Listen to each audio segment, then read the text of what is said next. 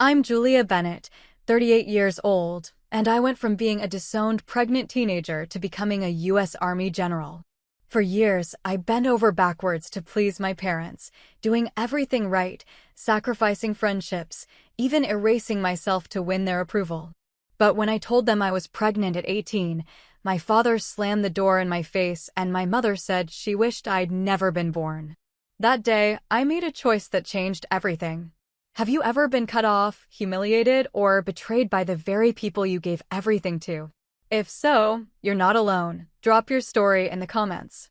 Before I share what happened, let me know where you're watching from. And if you've ever had to stand up for yourself after being wronged, hit like and subscribe for more real stories about boundaries, resilience, and reclaiming your worth. What came next might surprise you. I grew up in a house where silence was safer than speaking. My parents, Thomas and Margaret Bennett, ran our lives like a carefully orchestrated performance. Everything had its place, everyone had their role, and deviation wasn't just discouraged, it was unthinkable. Our home sat on Maple Street in a town small enough that everyone knew everyone's business, which meant appearances mattered more than truth. My father worked as an accountant at the local firm. My mother volunteered at church and hosted book clubs. They were respected, admired even. And I was their dutiful daughter, the one who never caused problems. From the time I could understand expectations, I understood mine. Good grades weren't celebrated, they were assumed. Helping with dinner, watching my younger brother David, keeping my room spotless, these weren't acts of contribution but basic requirements. I learned early that love in our house came with conditions, though I didn't have words for it then. I just knew that when I pleased them, the air felt lighter. When I didn't, the cold silence could last for days. David was 4 years younger, and from the beginning, I became his second guardian. I walked him to school, helped with his homework, made sure he stayed out of trouble. My parents appreciated this, though they never said so directly. Appreciation came in the form of a nod, a brief smile, the absence of criticism. I became fluent in reading these subtle signals, adjusting my behavior to maintain peace. Sundays meant church. We sat in the same pew every week, 4th row from the front on the right side. My mother wore her pearl necklace, my father his navy suit. I wore dresses she selected, always modest, always appropriate. After service, we'd stand in the parking lot while my parents chatted with other families, presenting our unified front. The Bennetts, respectable, religious, reliable. I stood quietly beside them, smiling when expected, speaking only when spoken to. Our dinner table was another stage. We ate at 6 o'clock sharp, always together, always formal. My father would ask about our days, but the questions felt more like inspections than genuine interest. My mother corrected my posture, my word choices, the way I held my fork. These weren't suggestions, they were adjustments to keep me aligned with their vision of who I should be. David got similar treatment, though being younger, he received slightly more patience. I learned to anticipate their corrections before they came, molding myself into what they wanted before they had to ask. The imbalance was there from the start, woven into the fabric of our family. I gave everything, my time, my energy, my obedience. I sacrificed friendships because certain kids weren't from the right families. I abandoned hobbies my mother deemed frivolous. I studied subjects that would lead to respectable careers, not ones I actually enjoyed. And in return, I received conditional affection. When I performed well, met expectations, stayed invisible in my compliance, things were smooth.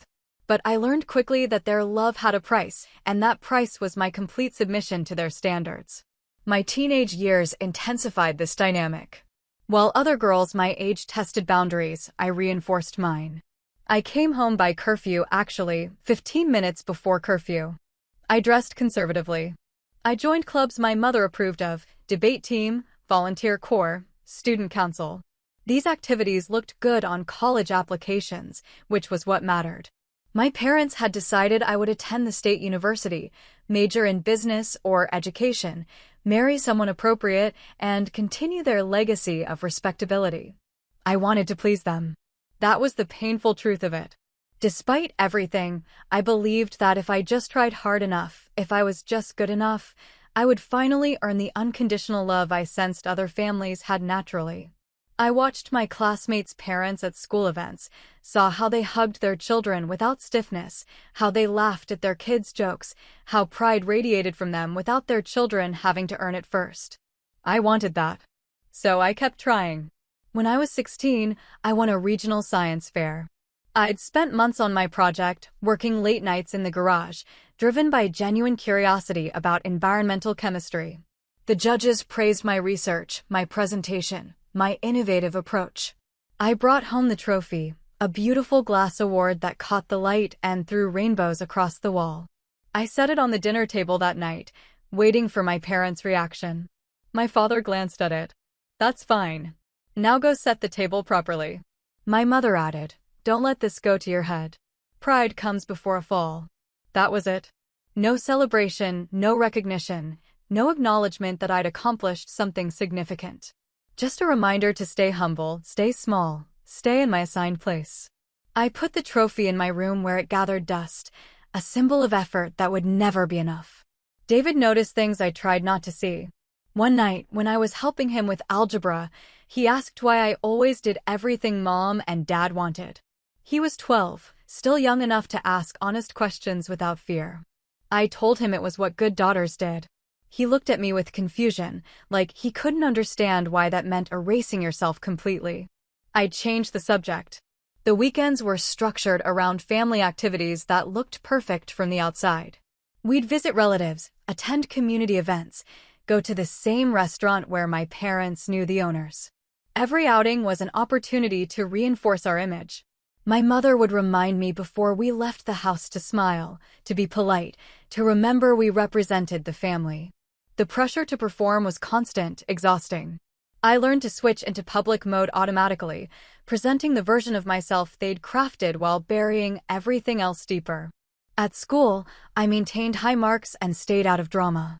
Teachers liked me because I was responsible and quiet. I had friends, but kept them at arm's length, never bringing them home, never letting them see the reality behind our perfect facade.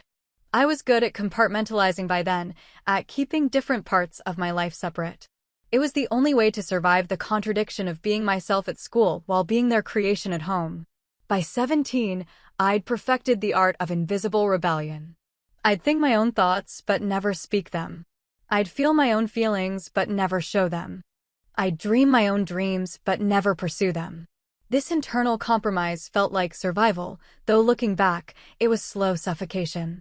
I was becoming a ghost in my own life, present but not really there, going through motions while my authentic self retreated further into hiding. Then I met Ryan Clark, and everything I'd carefully constructed began to crack. Ryan worked at the auto shop where my father took our car for maintenance. I noticed him first, tall, with dark hair and grease under his fingernails, laughing with a coworker while they worked on an engine. There was an ease about him, a comfort in his own skin that I'd never experienced. When our eyes met, he smiled, and something in my chest tightened. We started talking during those oil changes and tire rotations. Small conversations at first, about music and movies and nothing important. But those nothing conversations felt like everything to me. Ryan listened when I spoke, actually listened, not just waiting for his turn to talk or to correct me. He asked questions about what I thought, what I wanted, who I was beneath the good girl exterior. It was intoxicating and terrifying in equal measure. My parents noticed him during one visit. Afterward, in the car, my mother made her position clear. "That boy at the garage was looking at you inappropriately." "He was just being friendly," I said quietly. "Friendly." My father's voice was flat. "He's a mechanic, Julia. Not someone you need to encourage." The message was obvious. Ryan wasn't from the right family, didn't have the right prospects, wouldn't fit into their carefully designed future for me. I should have listened. I should have stayed away. But something in me, some part that had been compressed too long, pushed back. I started finding excuses to stop by the garage. Just for a few minutes, just to talk. Ryan was easy to be around, never demanding, never judging. He talked about his dreams of opening his own shop someday, about traveling, about actually living instead of just existing. When I told him about the science fair trophy gathering dust, He asked why I'd stopped pursuing that passion. I didn't have a good answer. Our relationship developed slowly, hidden from my parents. We'd meet at the library where I supposedly studied late. We'd talk in his truck parked behind the grocery store. Everything was careful, calculated to avoid detection. The secrecy should have been a warning, a sign that I was building something on an unstable foundation. But I was 18, and for the first time in my life, someone really saw me, and wanted me anyway. My mother's criticism sharpened that year. My clothing was too casual, too tight, too bright, too dull. My friends were questionable. My attitude was changing. She started watching me more carefully, as if she could sense the rebellion brewing beneath my compliant surface. Margaret Bennett had built her entire identity around being the perfect wife and mother, and any crack in that facade threatened her sense of self. I was becoming a crack. My father's expectations grew more rigid. He'd mapped out my entire college career, business degree, internships at respectable firms, graduation into a position that would reflect well on the family. When I mentioned possibly studying environmental science, he dismissed it immediately. That's not a real career. You need something stable, respectable. We didn't raise you to chase pipe dreams. The word raised caught in my throat. They'd shaped me, molded me, controlled me, but raised me? That implied nurturing, supporting, helping me grow into myself. They'd done the opposite, pruning away anything that didn't fit their vision until I was barely recognizable to myself. At family gatherings, the subtle humiliations increased. My aunt would ask about my plans, and before I could answer, my mother would interject with the approved version. My accomplishments were downplayed while David's minor achievements were celebrated. I was expected to help serve food, clear plates, and entertain younger cousins while my brother socialized freely. The double standard was obvious to everyone except, apparently, my parents. Margaret began rewriting our history in conversations with relatives. She'd mention how I'd always been difficult, stubborn, prone to making poor choices. I'd sit there, stunned, listening to her revise years of my obedient compliance into a narrative of rebellious troublemaking. It was gaslighting before I knew the term, a subtle erasure of reality designed to justify increased control. One evening, after a particularly tense dinner where my mother criticized everything from my hair to my choice of vegetables, I asked her directly, "Why is nothing I do ever good enough?" She looked at me with genuine confusion. "What are you talking about? We have very reasonable expectations. I meet every expectation. I always have. But you never acknowledge it. We don't praise you for doing what you're supposed to do," my father said. "That's just basic responsibility." There it was. The truth laid bare.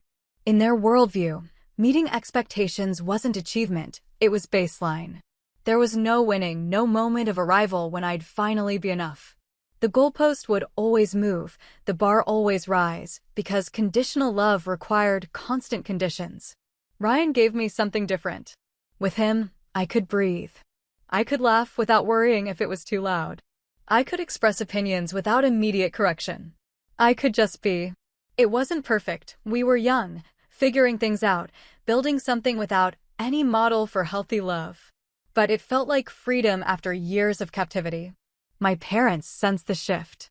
Their control was slipping, and they responded by tightening their grip. More questions about where I'd been, who I'd seen, what I'd done. More rules, more restrictions, more consequences for infractions I didn't understand. The house became a surveillance state, with me as the perpetual suspect. I started planning my escape. College would be my exit, my chance to finally live on my own terms. Just one more year, I told myself. One more year of playing their game, and then I'd be free. It was a reasonable plan, a safe plan. But life had other ideas. I found out I was pregnant on a Tuesday in March. The test sat on the bathroom counter, 2 pink lines that changed everything. I was 18, 2 months from graduation, with college applications already submitted. My carefully constructed exit strategy shattered in an instant. For 3 days, I carried the secret alone. I'd wake up nauseous, force down breakfast while my mother commented on my pale complexion, then spend first period in the school bathroom trying not to vomit. Ryan noticed something was wrong, but I wasn't ready to tell him. I wasn't ready to tell anyone. I kept hoping I'd wake up and it would be a mistake, a false positive, a nightmare I could escape. But the test was accurate, and the reality was unavoidable. When I finally told Ryan, we sat in his truck behind the abandoned warehouse on the edge of town. He went quiet, staring out the windshield at nothing. Then he asked what I wanted to do. It was the right question, the respectful question, but I didn't have an answer. Everything I'd planned, every future I'd imagined, even the ones I'd dreamed in secret, none of them included this. We talked for hours. Ryan said he'd support whatever I decided. He wasn't ready to be a father, admitted it honestly, but he wouldn't run. We were young, scared, completely unprepared. But underneath the fear, I felt something else, a strange, unexpected determination. This baby was mine. Not my parents to control, not society's to judge. Mine. The hardest part was telling my parents. I rehearsed the conversation dozens of times, trying to find words that would make them understand, that would activate whatever parental love existed beneath their obsession with appearances. I chose a Sunday afternoon after church, when they were usually in better moods. I asked them to sit down in the living room. My father's face already showed irritation. I was disrupting the schedule. I told them directly, I'm pregnant. The silence that followed wasn't empty. It was heavy, suffocating, filled with everything they weren't saying. My mother's face went white, then red. My father stood up slowly, his hands clenched into fists at his sides. How far along? Margaret's voice was ice. 8 weeks. Who's the father? Ryan Clark. My father's laugh was bitter. The mechanic. Of course. We told you to stay away from him. I love him, I said, though I wasn't sure if that was true or just what I thought I should feel. Love. My mother spat the word like poison. You don't know anything about love. You've ruined your life. You've ruined our reputation. Everyone will know. Everyone will see what you've done. Not what happened, not this situation, what I'd done. As if pregnancy was something I'd done to them, a deliberate attack on their standing in the community. My father moved toward the door, opened it. Get out. I didn't understand at first. What? Get out of my house. You're not my daughter anymore. My mother stood, her face twisted with something between rage and disgust. You're dead to me, my father said. The words came out calm, final. Then my mother added, I wish we never had you. The floor dropped out from under me. I'd expected anger, disappointment, maybe even temporary rejection.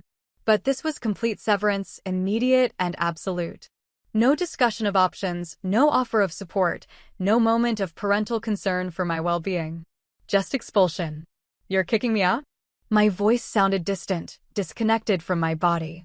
You made your choice. My father's face was stone. Now live with it. I looked at my mother, searching for any crack in her resolve, any hint of the woman who'd raised me. But Margaret Bennett had already rewritten the story. I wasn't her daughter anymore. I was a problem to be removed, a stain to be erased. David appeared at the top of the stairs, his face confused and frightened. What's happening? Go to your room, my father commanded without looking at him. I grabbed my jacket and purse, moving on autopilot. This couldn't be real. Parents didn't do this. Not over one mistake, not with this much speed and finality. But as I stepped onto the porch and heard the door slam behind me, lock clicking into place, reality crashed down.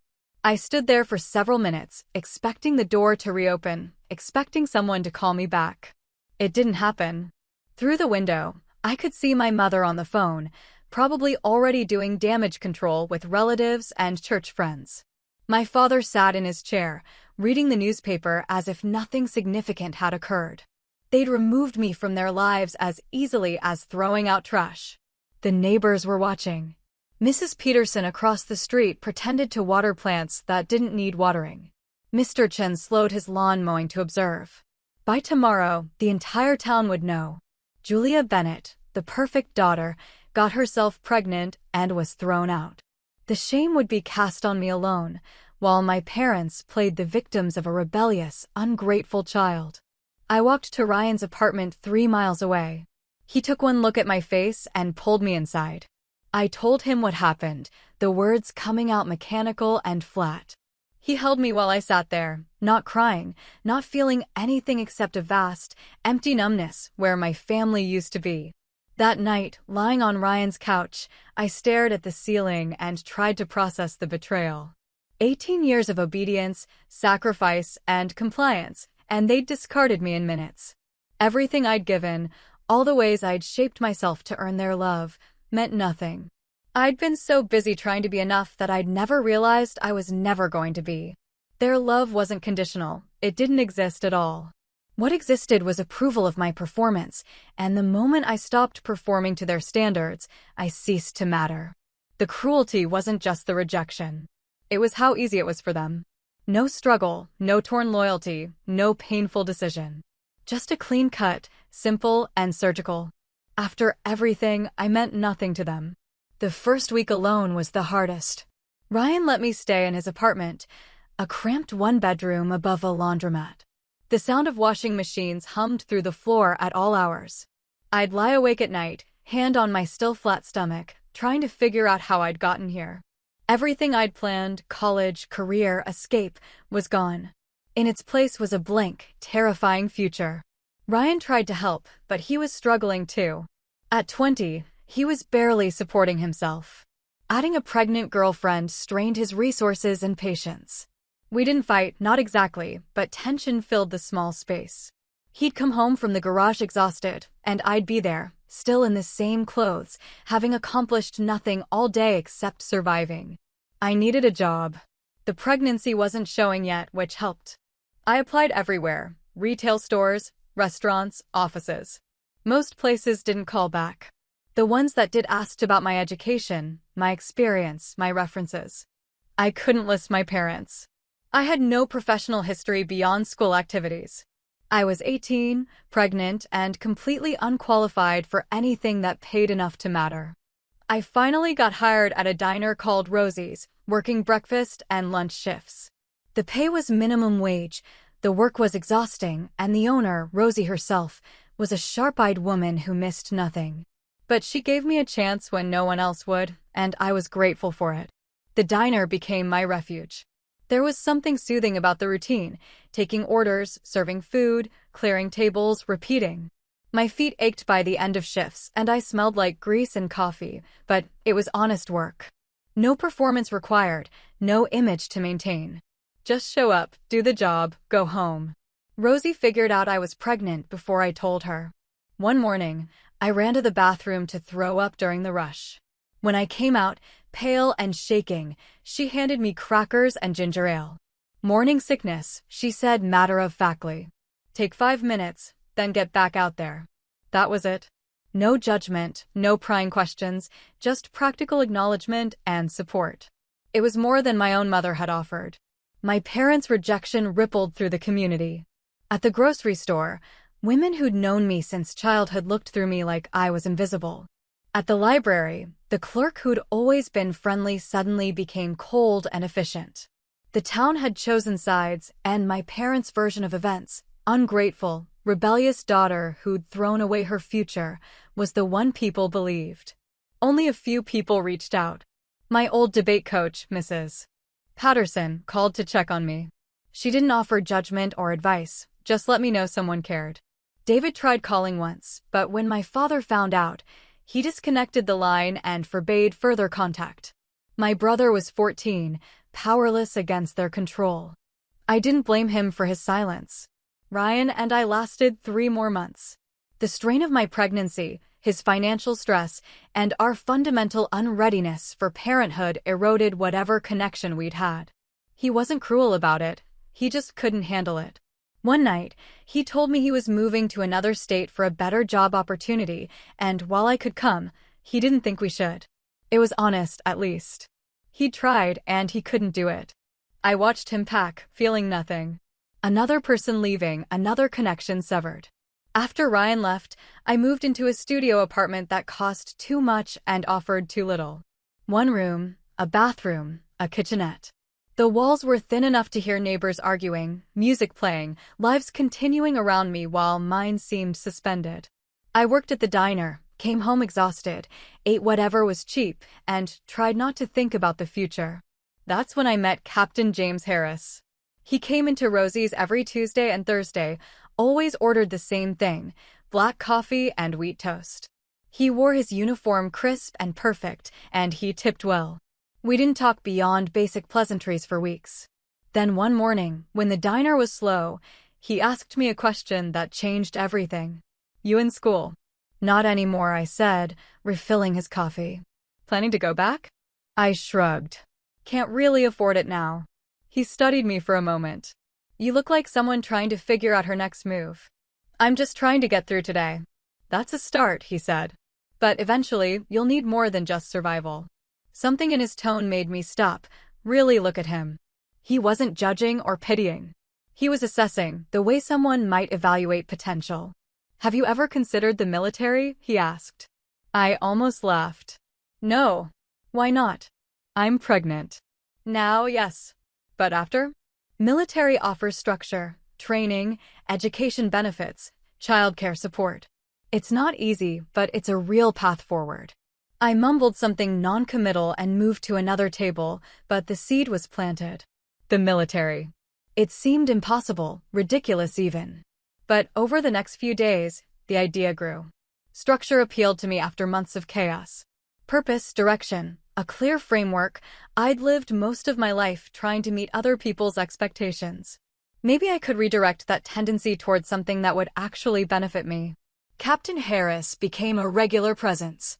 He'd ask about my plans, share information about different military branches, answer questions I was too embarrassed to ask officially. He never pushed, never made promises about easy solutions. He just offered information and let me decide. The clarity I gained during those months was painful but necessary. I looked back at my 18 years with my parents and saw the pattern clearly. I'd given everything: obedience, loyalty, sacrifice, love.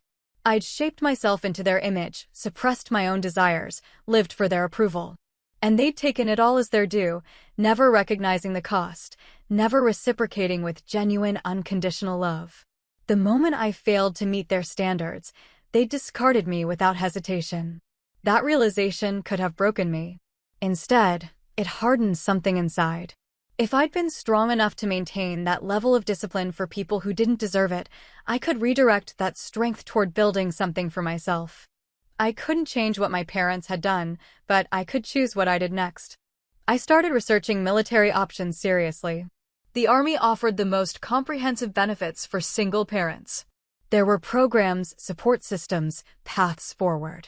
It wouldn't be easy, but nothing about my life was easy anymore. At least this way, the difficulty would be meaningful. My daughter was born on a cold November night. Labor was long and painful, and I went through it alone. No Ryan, no parents, no family. Just me and the nurses who rotated through their shifts with professional kindness. When they placed her in my arms, this tiny, wrinkled creature who was entirely dependent on me, I felt terror and love in equal measure. I named her Olivia. No family names, no inherited connections. She was mine, a fresh start, unburdened by the past. For months after Olivia was born, I enlisted in the Army. The decision came with logistics that seemed impossible: finding childcare, arranging finances, preparing for basic training. Captain Harris helped navigate the bureaucracy, connecting me with programs designed for single parents. The military, whatever its flaws, understood that people came with complications. My parents didn't know. They'd made no attempt to contact me during my pregnancy or after Olivia's birth. I'd become a ghost to them, erased from their narrative. Extended family followed their lead, either out of genuine agreement or fear of Thomas and Margaret's judgment. The few relatives who might have wanted to help stayed silent, unwilling to risk being cast out themselves. I learned that loyalty in my family was conditional for everyone, not just me. Basic training was brutal. I'd thought I understood hard work, discipline, sacrifice. I was wrong. The military demanded more than compliance, it demanded transformation. Physical training pushed me past limits I didn't know I had. Mental challenges required focus and resilience I had to build from scratch. And all of it happened while I worried about Olivia, cared for by a military family services provider, growing and changing without me there to see it. but I'd found my element. The structure I'd craved, the clear expectations, the merit-based advancement, it all made sense to me. When I succeeded, I was recognized. When I failed, I was told how to improve. There was no moving goalpost, no hidden agenda, no conditional love disguised as guidance. Just standards, effort, and results. I called to check on Olivia every chance I got. The provider, a kind woman named Sandra whose husband was deployed overseas, sent photos and updates. Olivia was thriving, hitting milestones, developing into a person with her own personality. Missing those moments hurt, but I was building something for both of us. A future with stability, opportunity, security. The sacrifice had to be worth it. During rare quiet moments, I'd think about my parents. Did they wonder where I was? Did they ever regret their choice? Probably not. Thomas and Margaret Bennett had convinced themselves they'd done the right thing, the moral thing. Their daughter had failed them, brought shame on the family, and deserved consequences. They'd tell that story to anyone who'd listen, cementing their victim status while I became the cautionary tale. The estrangement was complete. No letters, no calls, no attempts at reconciliation. They'd made their choice, and I'd accepted it. More than accepted it, I'd used it as fuel. Every brutal training session, every moment of exhaustion and doubt, I channeled my anger and hurt into determination. They'd thrown me away, believing I'd fail, expecting me to become another small-town tragedy. I'd prove them wrong by succeeding beyond anything they'd imagined. Ryan's absence was different. He'd left out of weakness, not cruelty. He sent occasional checks in the first year, token amounts that barely helped but proved he hadn't completely abandoned his responsibility. Then the check stopped, and I assumed he'd moved on entirely. I didn't chase him. Olivia and I would be fine without him. Advanced training came next. I'd shown aptitude for leadership, for strategy, for the kind of clear-headed decision-making that served well in high-pressure situations. My instructors noticed. They started pushing me toward officer training, suggesting paths I'd never considered. The scared 18-year-old living above a laundromat seemed like a different person from a different life. I made friends in the military, real friends who knew my story and didn't judge. Women who'd overcome their own challenges, who understood the particular struggle of balancing service and motherhood. They shared resources, advice, encouragement. For the first time since my parents' rejection, I felt part of something larger than myself, connected to people who had my back without conditions attached. Olivia adapted better than I'd feared. Military childcare was structured but nurturing, and she bonded with other kids whose parents were serving. When I had leave, we'd spend every moment together. I'd read to her, play with her, try to compress weeks of parenting into days. It wasn't ideal, but it was what we had, and we made it work. My parents' lives, from what little I heard through the small-town gossip network, were changing too. My father's accounting firm lost major clients during an economic downturn. Their carefully maintained middle-class status slipped. Nothing dramatic, just a gradual decline in circumstances and social standing. The church they'd attended so faithfully had a scandal involving the pastor, and membership dwindled. The community image they'd protected so fiercely lost its power as the community itself changed. David reached out once, years later, through social media. He was 17, about to leave for college. His message was brief, apologetic, explaining he'd wanted to contact me sooner, but couldn't until he was old enough to defy our parents. We exchanged a few messages, but the connection felt strained. We were strangers connected only by shared DNA and a traumatic past. I wished him well and let the conversation fade. I didn't seek revenge against my parents. I didn't need to. My success was enough. Every promotion, every commendation, every achievement was proof that their judgment had been wrong. I'd built a life not despite their rejection but, in some ways, because of it. Their cruelty had forced me to develop strengths I might never have discovered otherwise. Years passed. Olivia grew from toddler to child to young teenager. I rose through the ranks steadily, earning respect through competence and leadership. The military became my family, my identity, my purpose. General Bennett, when I finally achieved that rank, I'd spent a moment thinking about how my parents would react if they knew. Then I'd moved on. Their opinions didn't matter anymore. 20 years after they'd slammed the door in my face, my parents stood at the gate of my estate. I watched them through the security monitor, these two elderly people who'd once held absolute power over my life now reduced to uncertain visitors. The guard's voice came through the speaker. "Ma'am, there are two people here asking to see you. They say they're your parents. Thomas and Margaret Bennett." I studied their faces on the screen. They'd aged. Thomas's hair was completely white, his posture stooped. Margaret looked smaller, diminished, her face lined with years of stress. They looked nervous, out of place, intimidated by the setting. The estate I'd purchased 3 years earlier sat on 10 acres outside the city, a modest mansion by some standards, but a world away from the middle-class home they'd raised me in. "Do you have an appointment?" the guard asked them, following protocol. Thomas shook his head. "No, we were hoping to speak with General Bennett. We're her parents." The title clearly shocked them. General Bennett. Not Julia, their disowned daughter, but General Bennett, a woman who'd built something significant from the ashes of their rejection. The guard looked at the monitor, waiting for my instruction. I could have turned them away. Would have been justified, even. 2 decades of silence, and now they appeared, wanting what? Reconciliation? Money? The satisfaction of seeing what I'd become? I pressed the intercom button. "Let them in. I'll meet them in the front room." Olivia appeared beside me, now 18 herself, preparing for college. She'd grown into a confident, intelligent young woman who knew her grandmother and grandfather only as cautionary tales. "You sure about this?" she asked. "No," I admitted. "But I need to hear what they want." I'd prepared for this possibility, though I'd never been certain it would happen. Over the years, as my success became more public, I'd wondered if they'd reach out. Military promotions were published. My name appeared in newspapers. If they'd looked, they could have found me. That they'd waited this long told me everything about their motivation. They walked into my home slowly, taking in the high ceilings, the expensive furniture, the visible markers of success. I watched their faces register shock, discomfort, maybe even shame.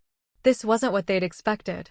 They'd thrown out a pregnant teenager expecting her to fail, to validate their judgment. Instead, she'd become someone they had to look up to, literally and figuratively. "Julia," Margaret said, her voice wavering. "General Bennett," I corrected gently but firmly. "Julia was your daughter. She ceased to exist 20 years ago." Thomas cleared his throat. "We'd like to talk, if you'll let us." I gestured to the sitting area. We sat in uncomfortable silence for a moment. They looked small in the large room, diminished by their own choices. I didn't feel triumphant. I felt nothing, or maybe everything I'd refused to feel for 2 decades, compressed into a quiet, manageable distance. "Why are you here?" I asked directly. Margaret spoke first. "We've been thinking about you. About what happened." What happened?" I interrupted. "You mean when you threw your pregnant daughter into the street? When you told her she was dead to you? When you erased her from your life without a second thought?" Thomas flinched. "We were angry. We'd had expectations, and I failed to meet them." "Yes, I understand. I spent my entire childhood meeting your expectations. Perfect grades, perfect behavior, perfect compliance. Until I wasn't perfect anymore. Then I was nothing." "We thought you'd ruin your life," Margaret said quietly. "We thought you needed to face consequences." I did face consequences. I faced them alone at 18 with no family, no support, no safety net. I raised my daughter while building a career from nothing. Those were consequences. They looked at Olivia, who stood in the doorway watching with calm assessment. Margaret's face showed something that might have been regret or might have been self-pity. "We have a granddaughter." "You had a granddaughter," I corrected. "You chose not to know her. That was your decision." The conversation continued in circles. They offered explanations that sounded like excuses, apologies that felt hollow, justifications for rejections that had no justification. They mentioned their own hardships, financial struggles, health issues, David's estrangement. They implied, without stating directly, that they could use help. From me. From the daughter they'd disowned. I listened without interrupting. Let them say everything they'd come to say. When they finished, I spoke clearly and calmly. I appreciate you coming here. I needed to hear you acknowledge what you did, even if you still don't understand why it was wrong. But I want to be clear about something. I've built a life without you. Not against you, without you. Your rejection forced me to become strong, independent, and self-reliant. I'm grateful for those qualities, even if I'm not grateful for how I acquired them. Thomas leaned forward. We'd like to be part of your life now. If you'll let us. Why? I asked simply. The question hung in the air. They looked at each other, and I saw the truth in their hesitation. They wanted back in, but not because they'd genuinely changed, not because they'd learned to love unconditionally. They wanted in because my success was impressive, because I had resources they needed, because being connected to General Bennett was better for their image than being estranged from her. Because you're our daughter, Margaret finally said. I was your daughter.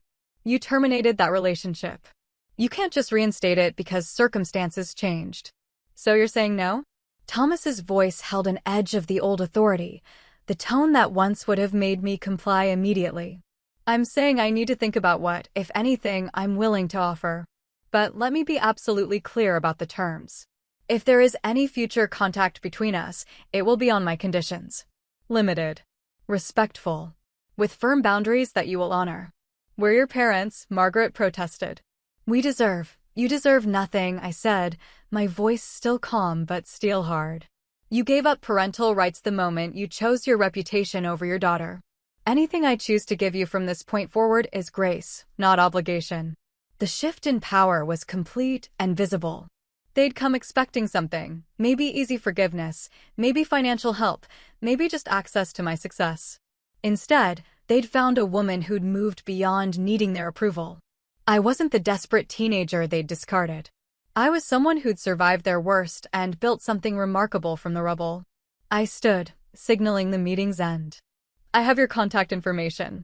If I decide limited communication is possible, I'll reach out. Until then, don't come here again unannounced. Thomas started to argue, but Margaret put her hand on his arm, stopping him. They'd lost the authority they once held, and some part of them recognized it. They stood slowly, looking around the room one last time, perhaps seeing the life they could have been part of if they'd made different choices. As they walked to the door, Margaret turned back. We did love you, Julia. We didn't know how to handle. You loved the version of me that obeyed. That's not the same as loving me. I opened the door. Goodbye. After they left, Olivia came and stood beside me. We watched their car disappear down the long driveway. How do you feel? She asked. I don't know yet. Maybe nothing. Maybe everything. They seemed desperate. They are. That's what happens when the world you built on appearances and control crumbles. You have nothing left. Do you think you'll see them again? I considered the question honestly. Maybe. On my terms, if at all. But they'll never be my parents again. That door closed a long time ago. Olivia hugged me, and I held my daughter close, grateful beyond words for her. She was the reason I'd survived that first terrible year. She was the purpose that kept me moving when everything seemed impossible. My parents had seen her as shame, as failure, as something to hide. I'd seen her as hope. The rest of that day felt strange, unsettled. I went through motions, work calls, reviewing documents, normal activities, but part of my mind stayed with the encounter. I'd imagined their return hundreds of times over the years, scripted different versions of what I'd say, how I'd feel. The reality was quieter than my imagination, less dramatic but somehow heavier. That night, I sat in my office and thought about the past 20 years. The struggles, the victories, the moments of doubt and determination. I'd built a career, raised a daughter, created a life defined by my own choices and values. My parents' rejection had been brutal, but it had also been clarifying. It had forced me to answer a fundamental question. Could I survive without their approval? The answer had been yes. More than survive, I'd thrived. Not because I was extraordinary, but because I'd refused to let their judgment define my worth. I'd redirected all that energy I'd spent seeking their approval toward building something real and meaningful. Every time I'd wanted to quit, every time the weight of single parenthood and military demands felt crushing, I'd remembered that they'd expected me to fail. That memory became fuel instead of poison. In the weeks following my parents' visit, I made a decision about future contact. I would allow limited, structured communication, brief phone calls on major holidays, supervised visits a few times a year if they proved they could respect boundaries. Not because they deserved it, but because I wanted to model for Olivia what healthy boundaries looked like. I wanted her to see that you could acknowledge shared history without allowing toxic people to cause harm. The first supervised visit happened 2 months later, at a neutral location, a restaurant where we could have a meal and conversation with a defined beginning and end. They arrived nervous, overdressed, trying too hard. I came with Olivia, who'd agreed to meet her grandparents with appropriate caution. The conversation was stilted, surface level. They asked about my career, and I gave brief, professional answers. They tried to bond with Olivia, who was polite but distant. When Thomas started offering unsolicited advice about my life choices, I stopped him immediately. We're not doing that. This relationship, if it exists at all, isn't about your approval or guidance. It's about basic, respectful connection. Nothing more. He bristled but backed down. Margaret looked sad, perhaps realizing the full extent of what they'd lost. Not just a daughter, but 2 decades of relationship, memories, connection. They'd missed my entire adult life, my struggles and triumphs, my daughter's childhood, everything that mattered. They'd chosen their pride and image over all of that, and now they had to live with the consequences. Over the following year, we settled into a pattern. Occasional, brief phone calls. 2 or 3 visits per year, always structured, always with clear time limits. They learned not to overstep, not to make demands, not to expect intimacy we didn't have. It wasn't reconciliation, not really. It was managed contact, carefully controlled to prevent harm while acknowledging our shared past. David reached out again during this time, now in his 30s with a family of his own. He'd maintained distance from our parents, dealing with his own trauma from growing up in their controlling household. We met for coffee, and the conversation was easier than I'd expected. He apologized for not standing up for me when I was expelled, though he'd been just a kid. I told him I'd never blamed him. They ruined our family, he said quietly. Their obsession with appearances, their conditional love, it destroyed everything. They revealed what was already there, I corrected. The dysfunction was always present. My pregnancy just made it visible. David asked about my life, genuinely interested, not just being polite. I told him about the military, about Olivia, about the path I'd built from nothing. He shared his own story of leaving home at 18, cutting contact for years, slowly rebuilding on his own terms. We'd both had to escape to survive. Do you think they've changed? He asked. No. They've just lost the power they once had. That's not the same as growth or understanding. They're older, weaker, more dependent. That's why they came back, not because they love me, but because they need me. And you're okay with that? I'm okay with reality. They're who they are. I can't change them, and I've stopped wanting to. I can only control my own responses, my own boundaries. My relationship with my parents never became warm. There was no tearful reunion, no heartfelt apologies that led to healing. They remained fundamentally the same people, concerned with appearances, uncomfortable with emotions, unable to acknowledge their failures honestly. But I'd changed. I no longer needed their validation or feared their rejection. I'd built my own foundation, and nothing they did or didn't do could shake it. Olivia watched all of this with intelligent observation. She asked thoughtful questions about forgiveness, boundaries, family obligation. I tried to answer honestly, showing her that relationships could be complex, that you could acknowledge family connections without sacrificing your own well-being, that love without respect was hollow. Do you regret letting them back in? She asked one day. No, but I also don't regret the boundaries I've kept. They're my parents biologically, but they're not my family in the way that matters. You're my family. The people I served with are my family. The friends who showed up when everything was falling apart, they're my family. Biology is just biology. She nodded, understanding. At 18, preparing for college herself, she was developing her own sense of what family meant. She'd grown up seeing my strength and independence, but also my willingness to show mercy within firm limits. I hoped I'd taught her to value herself, to set boundaries, to never accept conditional love as a substitute for the real thing. General Bennett, the title still felt surreal sometimes, had responsibilities that extended beyond my personal life. I commanded respect, led troops, made decisions that affected hundreds of people. My reputation was built on competence, integrity, and the kind of leadership that inspired rather than intimidated. People under my command knew I was fair, demanding but supportive, clear about expectations while being invested in their success. The military had given me what my family never did, a meritocracy where performance mattered more than appearance, where loyalty was earned through actions rather than demanded through blood ties. I'd found purpose in service, in leading others, in building something larger than myself. The scared teenager who'd been thrown out of her parents' house had become a woman other people looked up to and trusted. My parents' declining years unfolded predictably. Health issues mounted, finances tightened, their world contracted. They'd alienated most of their social network through years of judgment and superiority. The few relatives who still maintained contact did so out of obligation rather than genuine affection. They'd built their lives on a foundation of appearances and control, and when those crumbled, nothing solid remained underneath. I helped them financially when necessary, not out of love, but out of basic human decency. I arranged for medical care, ensured they had adequate housing, covered expenses they couldn't manage. But I did it through lawyers and assistants, maintaining distance, never allowing them to mistake my practical support for emotional investment. They were elderly people who needed help. I had resources.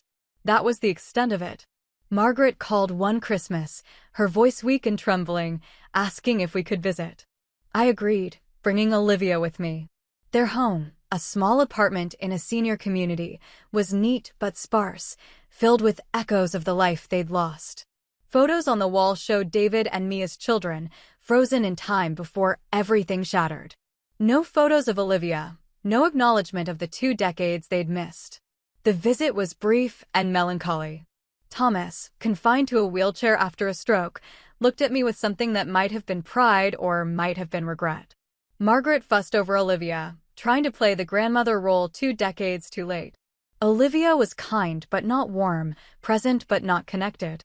As we prepared to leave, Margaret gripped my hand. "I'm sorry," she whispered. "For everything."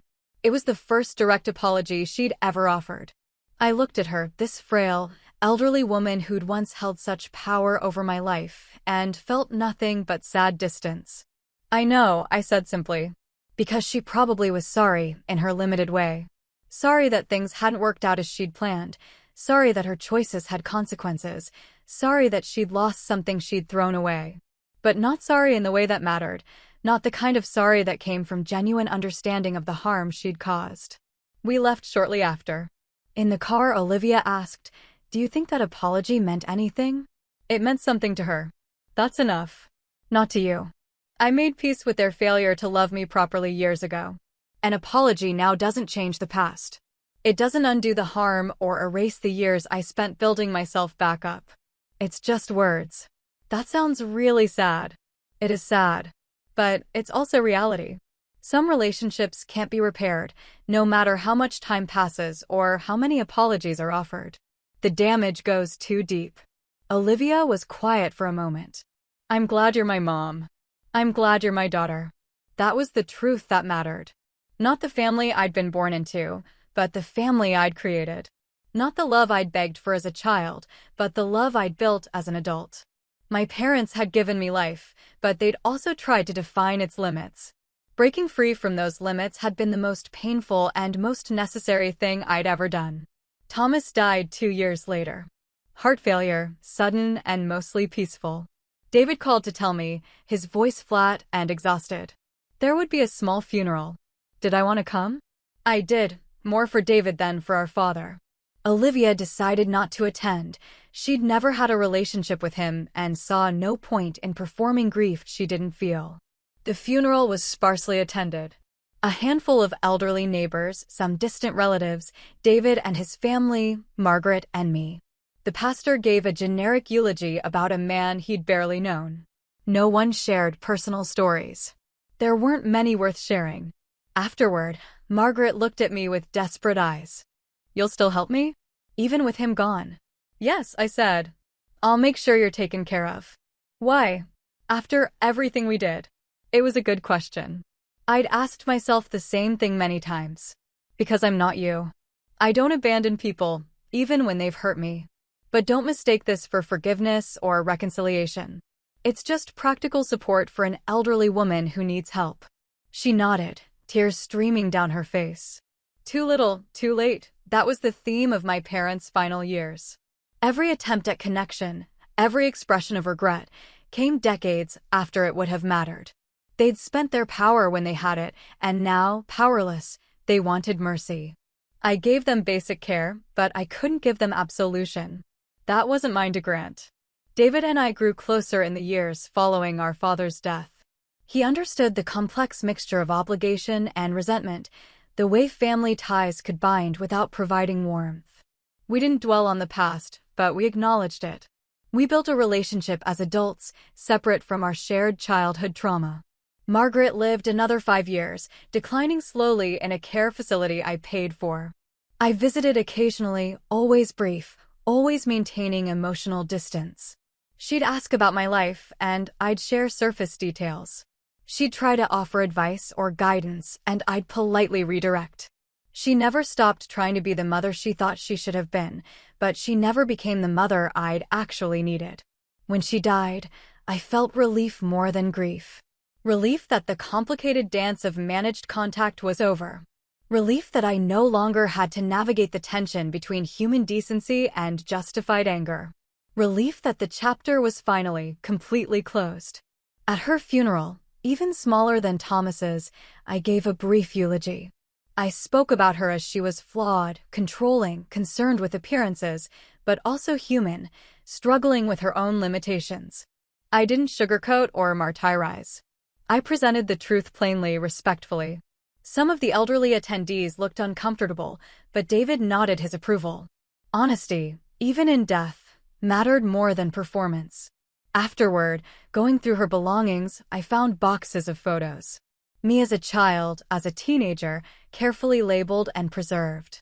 She'd kept every school achievement, every certificate, every marker of my success. Even after disowning me, she'd held on to these artifacts of the daughter she'd rejected. It was pathetic and human all at once, unable to love me as I was, but unable to completely let go either. I kept a few photos for Olivia, gave some to David, donated the rest. No need to preserve the shrine Margaret had built to her own failure as a parent. The past was the past. It had shaped me, yes, but it didn't define me anymore. Looking back now, from the distance of middle age, I can see the entire arc clearly. I was raised in a house where love was conditional, where approval had to be earned through constant performance, where any deviation from the prescribed path meant rejection. My pregnancy at 18 revealed the truth I'd been too young to see. Their love had never been love at all. It had been control dressed up as care, manipulation masked as guidance. Their rejection, brutal as it was, freed me. Not immediately, it nearly destroyed me. But ultimately, it forced me to build my own foundation, to define my own worth, to create my own family based on genuine connection rather than obligation. I learned that blood doesn't make family, that biology doesn't create belonging, that the people who show up matter more than the people who share your DNA. The military taught me discipline, purpose, structure. It gave me a framework to channel my pain into achievement, my anger into ambition. I rose through the ranks not because I was exceptional, but because I was determined. Every promotion was proof that my parents' judgment had been wrong. I wasn't the failure they'd predicted. I was someone they had to look up to, quite literally, when they finally came crawling back. Olivia grew into an extraordinary young woman, confident, compassionate, strong. She attended an excellent university, excelled in her studies, built relationships based on mutual respect rather than need or obligation. She became everything I'd hoped for, not because I'd controlled her or demanded perfection, but because I'd loved her unconditionally and given her space to become herself. She was proof that the cycle could be broken, that children raised with genuine love grow differently than children raised with conditional approval. My career reached heights I'd never imagined that night when I stood on my parents' porch, locked out and alone. General Bennett commanded respect not through fear or authority, but through competence and integrity. People followed me because they trusted me, because I'd proven myself, because I led by example rather than decree. The leadership principles I'd learned, so different from my parents' controlling style, created loyalty and devotion instead of resentful compliance. The estate I'd purchased, the one where my parents had stood at the gate looking shocked and diminished, represented something beyond wealth or status. It represented autonomy, self-determination, the freedom to build a life on my own terms. No one could throw me out anymore. No one could take it away. I'd built it myself, through years of discipline and hard work, and it was mine. My parents' final years taught me a difficult truth. Some people never change, never grow, never develop the capacity for genuine self-reflection. Thomas and Margaret died believing they'd been right to reject me, that they'd simply been unlucky in how things turned out. They never understood that conditional love isn't love. They never grasped that you can't demand respect and loyalty while offering neither in return. They learned consequences, but they never learned lessons. And I learned to be okay with that. I spent years wanting them to understand, to acknowledge, to apologize in a way that showed real comprehension of the harm they'd caused. When that never came, I had to accept that closure doesn't always arrive externally. Sometimes you have to create it internally, deciding for yourself that you're finished waiting for someone else's growth. The key lesson, the one I tried to pass to Olivia and anyone else who'd listen, was this: you cannot tolerate conditional love and expect to thrive. Conditional love is a slow poison that teaches you to betray yourself, to sacrifice your authentic self for approval you'll never fully earn. Real love, the kind worth having, doesn't come with terms and conditions. It doesn't withdraw when you make mistakes or fail to meet expectations. It doesn't require you to perform or pretend or diminish yourself to make someone else comfortable. My parents taught me what love wasn't. I had to learn what love actually was from others, from Olivia, from military comrades who had my back in crisis, from friends who showed up when I needed help, from mentors who invested in my success without requiring my submission. Real love builds up, supports, allows room for failure and growth. It doesn't demand perfection or punish humanity. Justice, I learned, isn't always dramatic or obvious. There was no moment of revenge, no scene where I publicly humiliated my parents or made them suffer as they'd made me suffer. Justice came quietly, in the form of a life well lived, success achieved despite their predictions, happiness claimed without their permission. They'd tried to write my story, to define my limits, to control my future. I'd rewritten the entire narrative. When they stood at my gate, speechless at the title, General Bennett, that was justice. When they saw the life I'd built, the daughter I'd raised, the respect I'd earned, that was justice. When they died knowing they'd thrown away something precious and irretrievable, that was justice. Not the violent, dramatic justice of revenge stories, but the quiet, profound justice of consequences meeting choices. Today, I stand in my office, looking at photos on the wall. Olivia at her college graduation, beaming with pride. My military unit, faces of people I'd served with and led. Friends from different phases of life. These are my family, chosen and earned rather than assigned by biology. These relationships, built on mutual respect and genuine care, matter more than any genetic connection ever could. There's one photo that people always ask about, me at 18, pregnant and defiant, taken just weeks after my parents expelled me. I look young, scared, but there's determination in my eyes that predicted everything that came after. I keep it as a reminder. The girl in that photo survived impossible circumstances and built something remarkable. She deserves honor and recognition. I am General Bennett. I earned that title through discipline, sacrifice, and relentless determination. I raised a daughter who loves fiercely and sets healthy boundaries. I built a career based on integrity and competence. I created a life that speaks louder than my parents' words ever did. Their judgment of me was wrong. Their rejection of me was their loss. Their conditional love was never love at all. My story isn't unique. Countless people navigate family dysfunction, parental rejection, conditional love masked as care.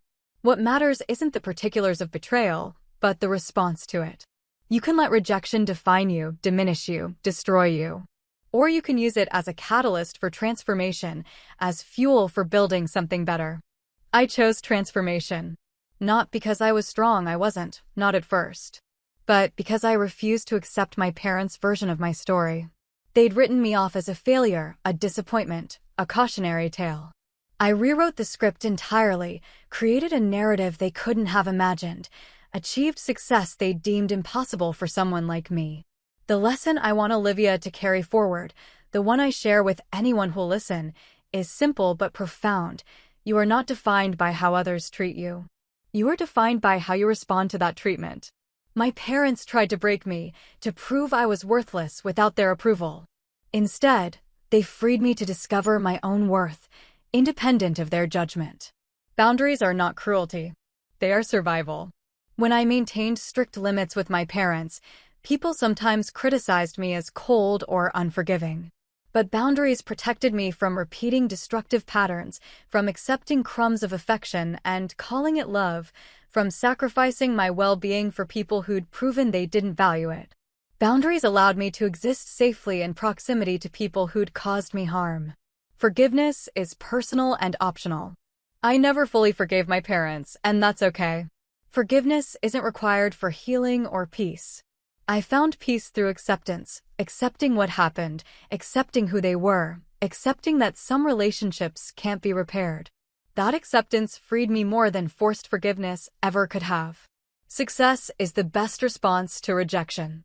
Not success driven by revenge or bitterness, but success built on self-worth, determination, and refusing to internalize someone else's limiting beliefs. Every achievement in my life was proof that my parents were wrong about me. I didn't succeed despite them, I succeeded despite them, and that made all the difference. As I approach the later stages of my career, preparing eventually to retire, I reflect on the full journey. From dutiful daughter to discarded teenager to single mother to General Bennett. From begging for conditional approval to defining my own worth. From accepting others' limitations on my potential to shattering every limit they'd tried to impose. It's been a long road, often brutal, sometimes beautiful, always mine. My parents are gone now, buried in plots I paid for, remembered by few. They lived small lives defined by fear and control, and they died having lost most of what they'd valued. They destroyed their relationship with both children, alienated extended family, squandered their social standing. They clung to appearances and lost substance, demanded respect and received indifference. I am not them. That's the core truth I hold. I am not cruel, not controlling, not conditional in my love. I am not small or fearful or obsessed with others' opinions. I built something different, something better, something real. I am General Bennett, yes, but more importantly, I am Olivia's mother. I am a leader people trust. I am a friend people value. I am a woman who survived being discarded and built something worth keeping.